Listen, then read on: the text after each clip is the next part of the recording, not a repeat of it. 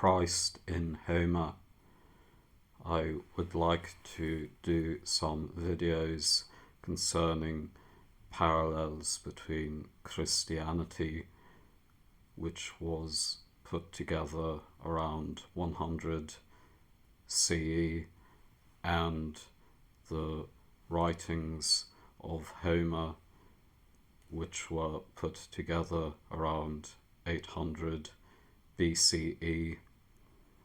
I came across this piece from Homer's Odyssey on Wiktionary.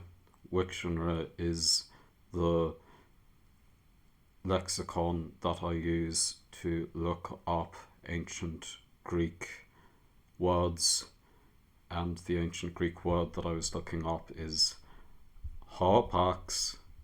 Harpax in Greek is an adverb that means once, and the phrase hapax legomena comes from here. Hapax legomena is a word that only appears once. So there are some words that only appear once in the entire canon of ancient Greek literature. The Cambridge Lexicon that was put out defines the ancient Greek canon as ranging from Homer to Plutarch, and so there are some words that only appear once in the entire ancient Greek canon, and these words are hapax legomena. However, more loosely, hapax legomena might refer to a word that only appears once in a smaller canon. Perhaps if a word only appeared once in the New Testament, then we might call that hapax legomena, even though it might appear somewhere else in the ancient Greek canon. However, in Hebrew, really the only ancient Hebrew works that we have are the Bible, so a hapax legomena in the Bible is usually going to be a hapax legomena in the whole ancient Hebrew canon, the whole ancient Hebrew canon of literature. However, that being said, I think that some other ancient Hebrew documents have been dug up in Qumran and stuff like that, but to understand hapax legomena, it is perhaps better to consider it using the Old Testament first before considering it using ancient Greek. However, I came across this verse from Homer in the Odyssey 12:22. Skέτῐοι lloi ζώοντες πήλθετε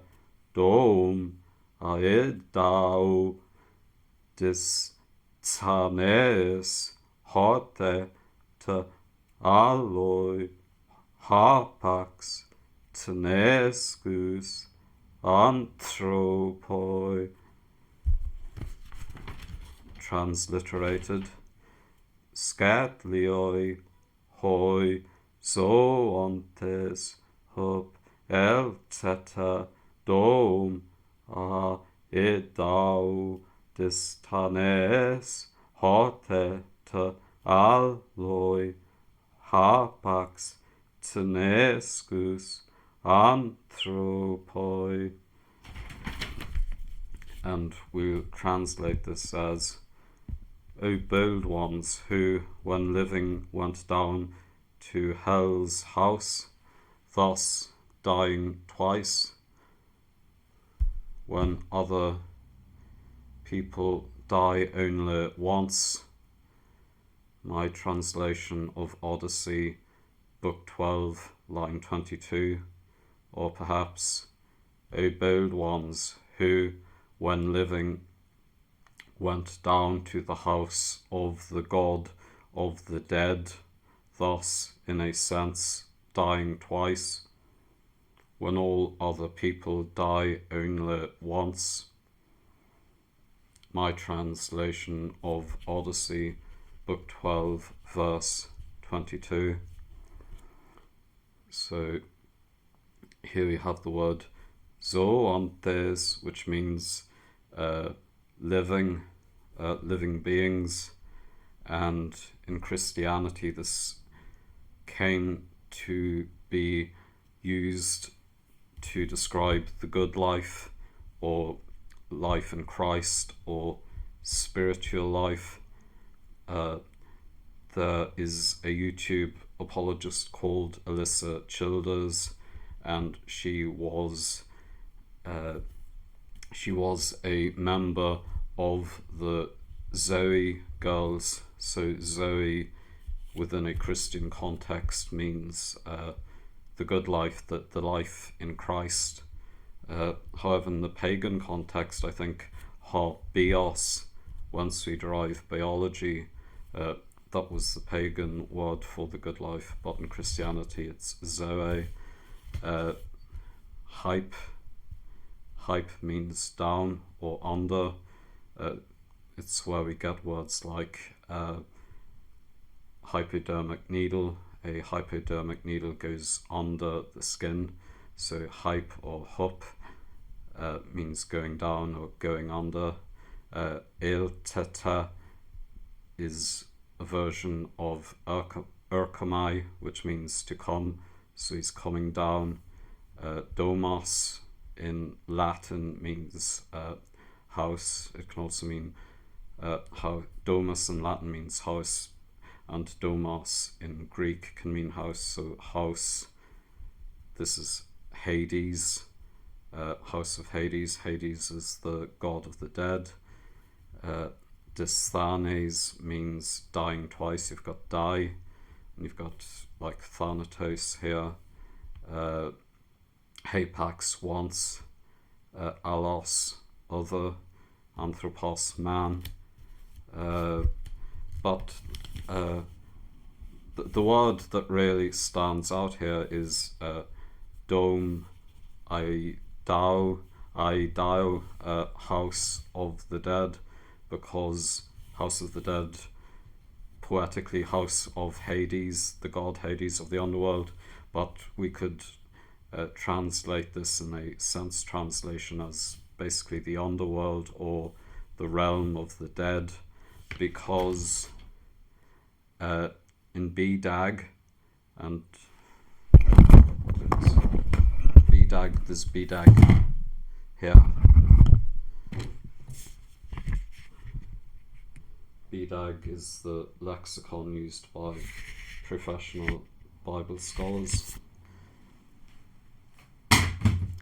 In Bdag, we have Hades translated as, because in the New Testament Jesus Christ refers to the underworld or the realm of the dead as Hades. Homeric, when being translated into atticized koine, usually contracts. So there's the Jewish atticized koine way to write Hades. There's the Homeric way to write Hades. There's in the genitive. Hadao.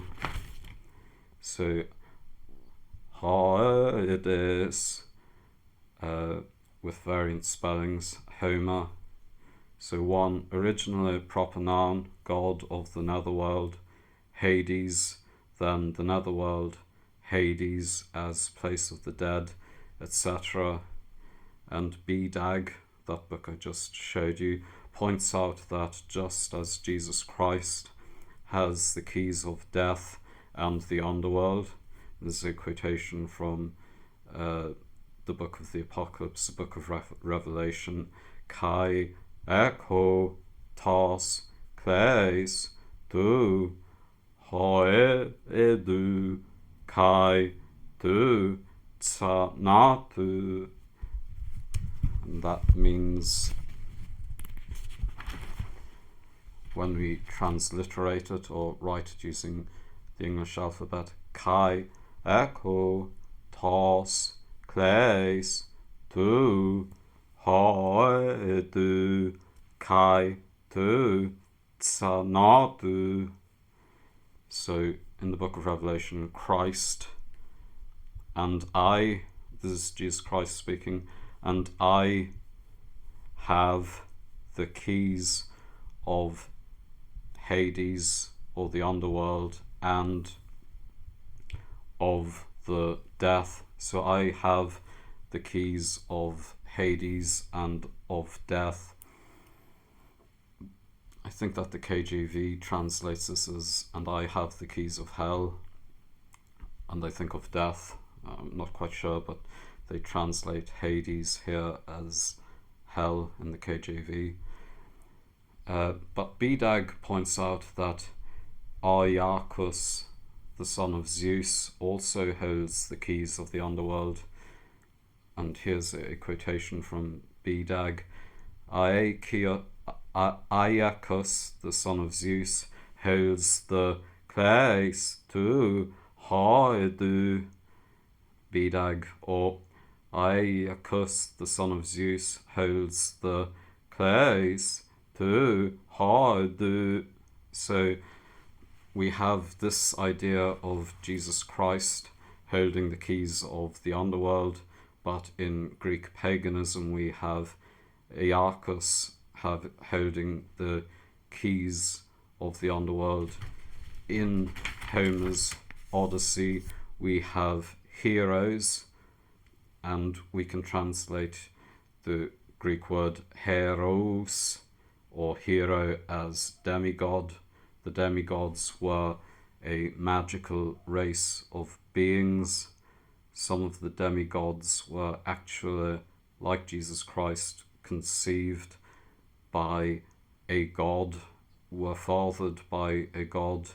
I think that Perseus was fathered by Zeus. He came down in a shower of golden rain. So we have these demigods sired by gods, going down or descending into the underworld. We have people dying twice. Lazarus died twice according to Christian mythology. He died once, then the Gospel of John he was raised up, and I think there are 2 churches in Europe that claim to have Lazarus's second tomb, where he died the second time. So we have Hades used both in Homer and in the Gospels. And so, yeah, Dennis MacDonald points out a lot of the similarities between Homer and the New Testament, and I would like to point out some of these as well.